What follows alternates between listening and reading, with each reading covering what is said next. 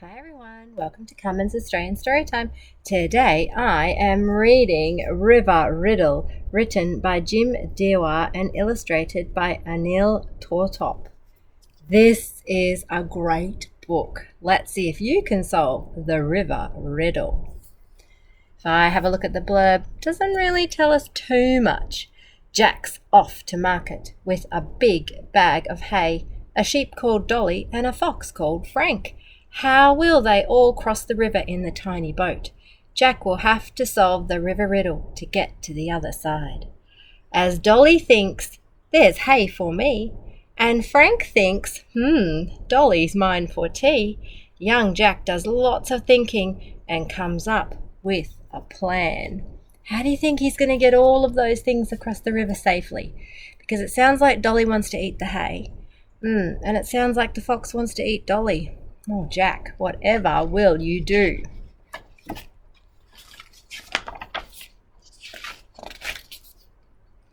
He's very happy. Once upon a summer's day, a boy called Jack is on his way. Oh no, it's a rhyming book.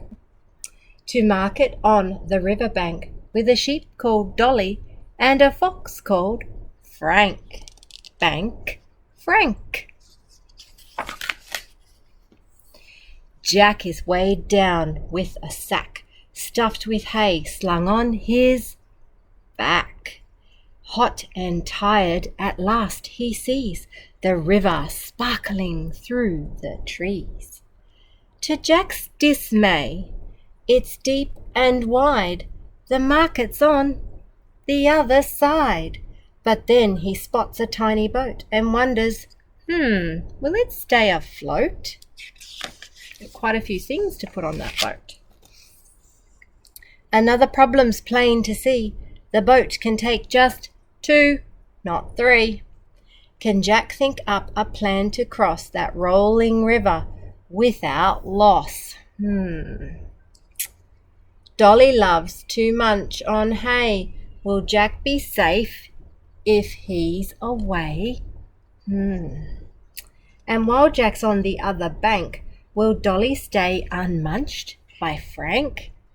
Oh, what's he going to do? As Dolly thinks, that's hay for me, and Frank thinks, Dolly's mine for tea, young Jack does lots of thinking too and comes up with a plan. Can you? Have a little think. Who is going to cross the boat first? Sometimes drawing plans is a good way to solve the problem. I see he's got to stick his drawing in the dirt, trying to decide who to take over first and what to take over first. The river crossing looks quite rough, but Jack's sure that it's safe enough. Dolly's first, he rows her over, leaves her there to munch on clover. What a good idea, taking Dolly first. Did you think of that? Back he comes without delay, takes on board his sack of hay, rows across the flowing tide, puts the hay by Dolly's side. Dolly's eyes light up with greed, thinking, yum, a lovely feed. Uh-oh. Yeah, I don't know that's a good, I don't know. Although she has been eating the clover. But then Jack grabs her woolly coat and drags her back on board the boat.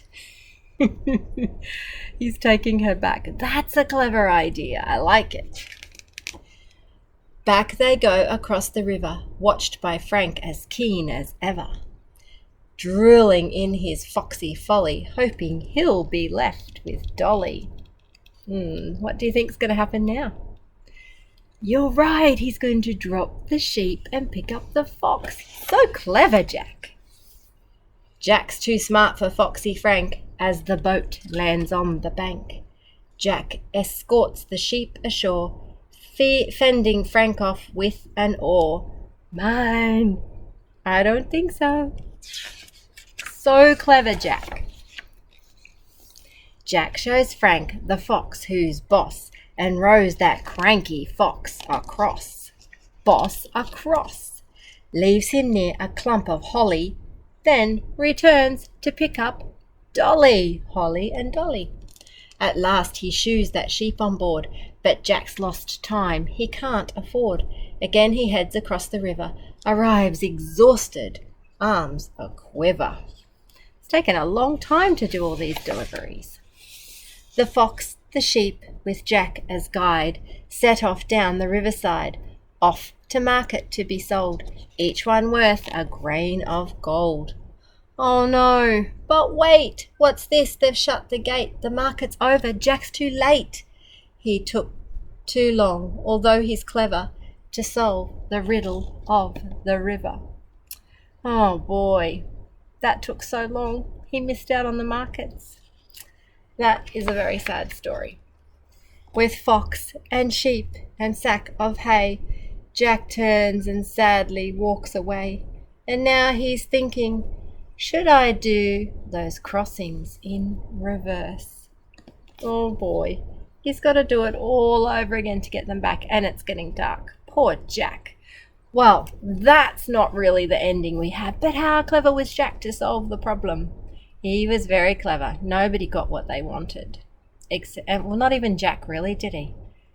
All right, thank you for joining me on Carmen's Australian Storytime. I hope you were clever enough to solve the riddle before I got to the end of the book.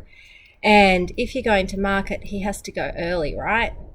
Thank you for joining me on Carmen's Australian Storytime. Don't forget to click and subscribe, and I will see you again with another great book soon. Bye for now.